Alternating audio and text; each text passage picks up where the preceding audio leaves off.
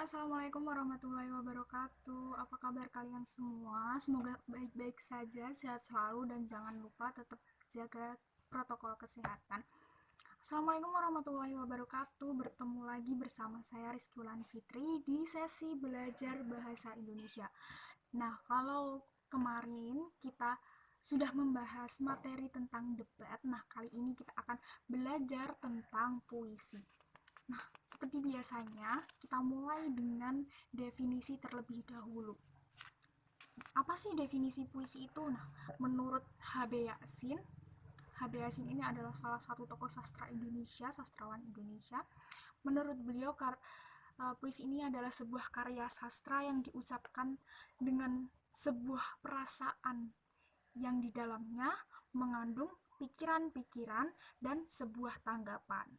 Nah, sedangkan pengertian secara umum puisi adalah sebuah genre karya sastra yang menggunakan kata-kata yang estetis dan indah. Nah, jadi ciri khas puisi ini kan pasti menggunakan kata-kata yang indah, berupa kalimat-kalimat yang mengungkapkan perasaan dan emosi jiwa.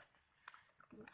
Nah, dalam puisi kalian juga harus mengetahui struktur-strukturnya. Jadi nanti dari isinya apa, terus suasananya bagaimana, makna yang ingin disampaikan penulis seperti apa. Jadi kan puisi itu menggunakan bahasa-bahasa yang indah, bahasa yang bermajas. Jadi tidak diungkapkan secara jelas oleh penulis, tetapi menggunakan majas-majas seperti itu. Jadi kalian akan belajar bagaimana cara mengetahui isi yang akan disampaikan oleh penulis tersebut. Nah,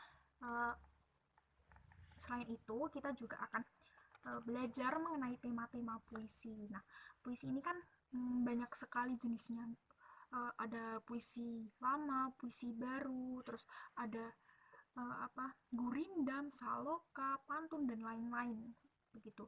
Nah, tema dari puisi itu kan biasanya tergantung dengan penyair. Jadi setiap penyair itu memiliki ciri khas yang berbeda-beda dalam menentukan tema. Misalnya kalau Khairil Anwar, kalian tahu kan Khairil Anwar? Beliau adalah sastrawan legendaris di tahun 65 di tahun 45. Beliau adalah pelopor tahun 45. Biasanya Khairil Anwar ini menggunakan bahasa yang mendayu-dayu, jadi bahasanya lebih ke melankolis, lebih menggunakan majas-majas yang tinggi, menggunakan bahasa-bahasa yang tinggi, dan biasanya bergenre romansa atau romance. Khairil Anwar ini puisi-puisinya biasanya pendek-pendek ya, jadi hanya beberapa baris seperti itu. Kalau puisi W.S. Rendra biasanya puisi yang menggebu-gebu, berapi-api tentang perjuangan begitu. Walaupun Khairil Anwar pun membuat puisi tentang perjuangan seperti puisi Karawang Bekasi, itu kan menceritakan tentang perjuangan para pahlawan. Nah, tapi Khairil Anwar memilih menggunakan bahasa yang mendayu-dayu seperti itu, sedangkan W.S. Rendra menggunakan bahasa yang kontan, lebih bisa diketahui maknanya itu dari bahasanya, dan biasanya berupa sajak-sajak yang panjang berlembar-lembar begitu. Kalau kalian tahu Sapardi Djoko Damono, itu beliau juga menggunakan uh, genre-genre romansa begitu, seperti Aku Ingin, dan beliau ini biasanya menggunakan bahasa-bahasa yang melankolis, genrenya lebih melankolis. Kalau zaman sekarang ada Rintik Sendu atau Sana, itu sejalan dengan Sapardi Djoko Damono yang bernada melankolis. Di era sekarang juga ada Terelie dan ada Fiersa Besari. Nah, Fiersa Besari ini biasanya berupa sajak-sajak panjang yang bergenre romansa juga dengan bahasa-bahasa yang mendayu seperti Sapardi Djoko Damono gitu. Jadi setiap penulis memiliki gaya yang berbeda-beda dalam membuat puisinya. Nah, dalam puisi ini kan juga ada amanat. Jadi amanat apa yang ingin disampaikan oleh penulis. Jadi kalian bisa membaca puisi dan mengetahui isi puisi tersebut, kemudian menentukan temanya apa, lalu mencari makna yang ingin disampaikan, dan akhirnya kalian akan mendapatkan amanat apa yang bisa kalian terima dari puisi tersebut. Dan suasana, kalau mengenai suasana seperti yang disampaikan tadi, kalau Khairil Anwar itu lebih ke bahasa yang mendayu-dayu dan dengan majas yang tinggi yang sangat sulit untuk didefinisikan, seperti puisi aku, ya, aku ini binatang jalang. Nah, kenapa aku binatang jalang, kenapa tidak perempuan jalang? Kan itulah ciri khas dari Khairil Anwar, menggunakan bahasa-bahasa yang tinggi yang sulit sekali untuk didefinisikan, untuk dideskripsikan. Sedangkan Serendra menggunakan bahasa yang menggebu-gebu dengan semangat perjuangan, terlihat sekali dari puisi-puisinya kalau kalian perhatikan. Sedangkan Sapadi Djoko Damono ini memiliki suasana yang melankolis, yang menenangkan. Uh, ada juga puisi-puisi Gusmus atau Kiai Haji Mustafa Bisri itu juga menggunakan nada-nada yang cukup melankolis dan sangat halus, tetapi beliau lebih ke genre spiritualis atau agama begitu. Nah, perlu diperhatikan dari puisi-puisi itu, eh, kalau kalian membaca atau menulis puisi perlu memperhatikan diksi atau pemilihan kata. Jadi puisi tidak bisa sembarangan dibuat dengan bahasa yang to the point, tapi menggunakan majas-majas. Uh, Lalu kalian juga harus mengandalkan imajinasi yang tinggi seperti yang dilakukan oleh Khairil Anwar. Beliau imajinasinya sangat-sangat tinggi sekali dan menggunakan majas-majas yang uh, luar biasa yang tidak pernah terpikirkan oleh siapapun. Puisi ini juga menggunakan rima atau irama. Jadi ciri khas dari puisi itu menggunakan rima atau irama. Tapi ada juga yang puisinya sangat bebas, sangat liar, tidak terikat oleh rima dan irama begitu. Nah, biasanya dalam puisi itu juga ada pengulangan kata. Nah, pengulangan kata ini seperti apa ya? Seperti sajaknya uh, Sutarjikal Sumbahri. Nah, itu dia menggunakan gaya tipografi dengan ada puisi yang zigzag, ada uh, ditulis dengan bentuk-bentuk yang unik begitu.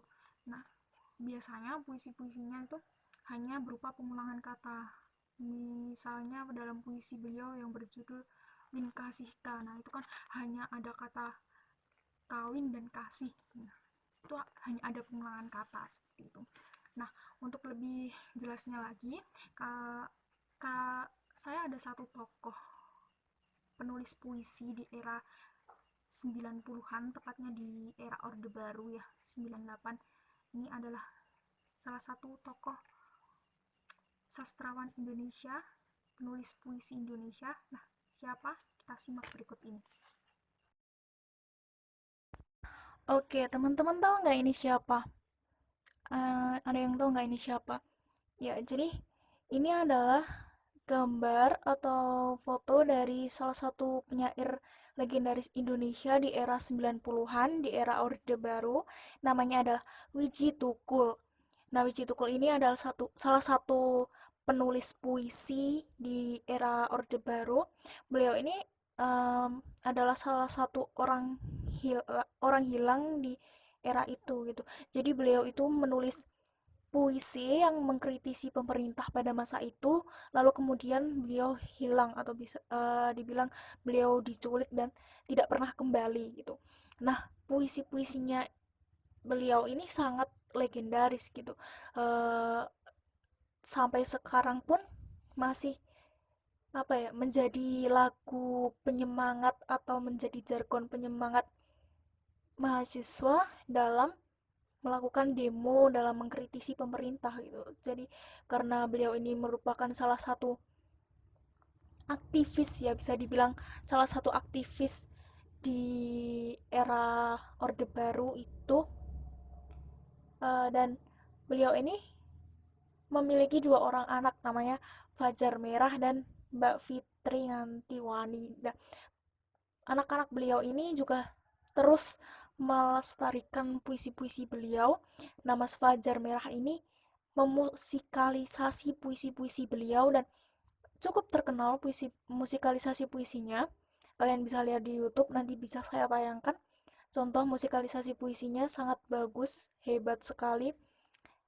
Dan beliau ini mewariskan berupa puisi-puisi, teks-teks puisi kepada anak-anaknya.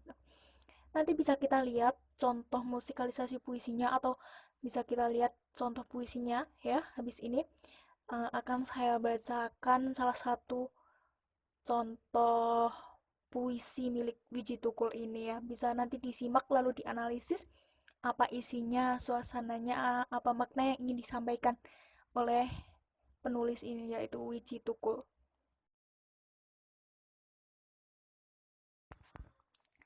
Nah, ini adalah salah satu contoh puisi dari Wiji Tukul ya, judulnya Peringatan. Uh, saya coba akan bacakan puisi dari Wiji Tukul ini. Oke. Peringatan, Wiji Tukul. Jika rakyat pergi ketika penguasa pidato, kita harus hati-hati.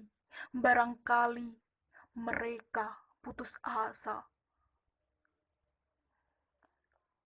Kalau rakyat bersembunyi dan berbisik-bisik ketika membicarakan masalahnya sendiri, penguasa harus waspada dan belajar mendengar. Bila rakyat berani mengeluh, itu artinya sudah gawat. Dan bila omongan penguasa tidak boleh dibantah, kebenaran pasti terancam. Apabila usul ditolak tanpa ditimbang, suara dibungkam, kritik dilarang tanpa alasan, dituduh subversif dan mengganggu keamanan, maka hanya ada satu kata: lawan. Ya, itu tadi bagaimana saya membacakan puisi dari Wiji Tukul ini ya. Kalian bisa contoh dan kembangkan sendiri sesuai dengan gaya kalian masing-masing, bagaimana cara kalian mengekspresikan teks puisi dari Wiji Tukul ini. Bisa dengan membacanya dengan penuh apa penuh dengan emosi, bagaimana cara kalian meluapkan emosi tersebut, atau bisa juga dengan musikalisasi puisi seperti yang dilakukan oleh uh, putra-putri dari Wiji Tukul ini ya. Jadi begitu, nanti bisa disimak salah satu musikalisasi puisi dari puisinya Wiji Tukul ini yang dimusikalisasikan oleh putra beliau, yaitu Fajar Merah. Nanti akan saya lampirkan, kalian bisa simak, lalu nanti kalian analisis bagaimana suasana dalam puisi tersebut, dalam emosi yang ada dalam puisi tersebut, dan apa makna yang ingin disampaikan penulis. Nah, kalau dari puisi Peringatan ini bisa dibilang ini adalah salah satu kritik terhadap pemerintahan Orde Baru pada masa itu, di mana kebebasan bersuara itu sangat minim, bisa dibilang tidak ada kebebasan untuk bersuara. Jadi Wiji Tukul ini mengkritik bagaimana mereka tidak bisa bersuara dengan lantang mengkritik pemerintah, lalu bagaimana usul-usul mereka ditolak dan dibungkam, dilarang tanpa alasan seperti yang ada di dalam puisi tersebut ya. Jadi rakyat itu sangat tidak berdaya di bawah pemerintahan. Jadi hanya ada satu kata, lawan, begitu. Jadi ini menjadi salah satu semangat bagi para demonstran mahasiswa pada masa itu, dan masih digunakan sampai sekarang begitu. Banyak puisi-puisi Wiji Tukul ini mengkritisi tentang pemerintahan itu, rata-rata juga mengkritisi tentang pemerintahan, tentang bagaimana pemerintah eh, pada masa Orde Baru saat itu begitu. Kalian bisa lihat-lihat sendiri nanti puisi-puisi beliau seperti apa. Banyak sekali puisi-puisi beliau yang sangat menggetarkan jiwa gitu. Akan saya beri kemudian akan saya lampirkan apa musikalisasi puisi dari Mas Fajar Merah ya. Berikut ini.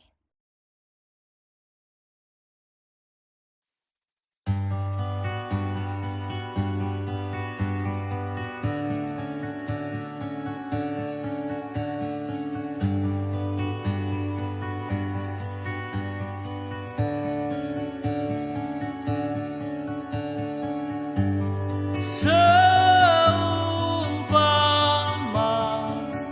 bunga,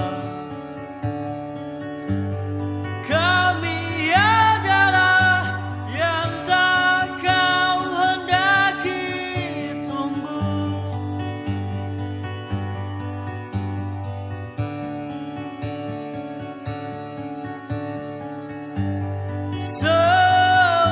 Seumpama bunga, kami adalah yang tak kau hendaki adanya.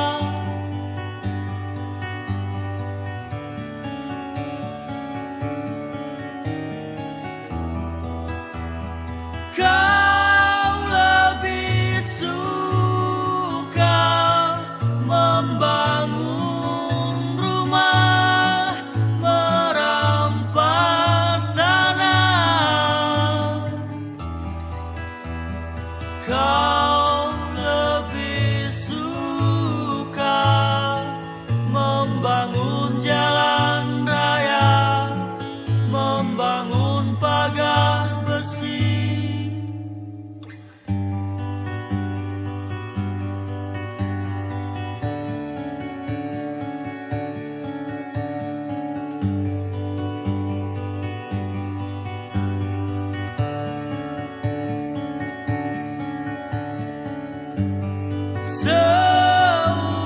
Seumpama bunga, kami adalah yang tak kau hendaki tumbuh.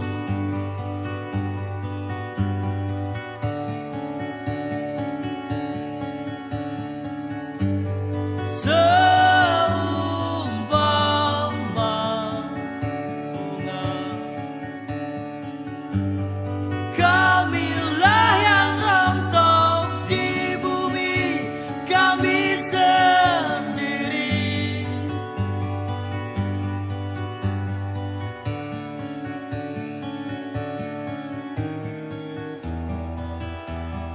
Kau lebih suka membangun rumah, merampas tanah. Kau lebih suka membangun jalan raya, membangun pagar besi.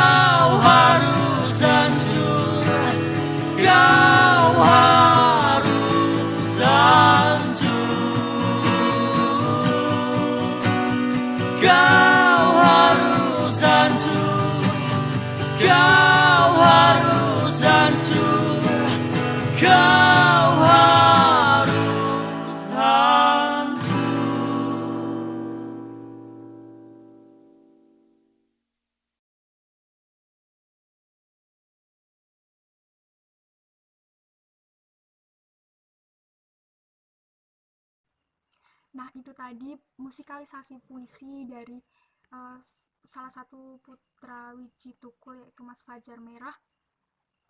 Eh, Kalian setelah ini dibagi kelompok, satu kelompok beranggotakan 5 orang. Nah, kalian analisis musikalisasi puisi tersebut, dan satu puisi yang tadi saya bacakan yang berjudul Peringatan yang ditulis oleh Wiji Tukul. Nah, kalian analisis isinya apa, maknanya apa, dan suasananya bagaimana.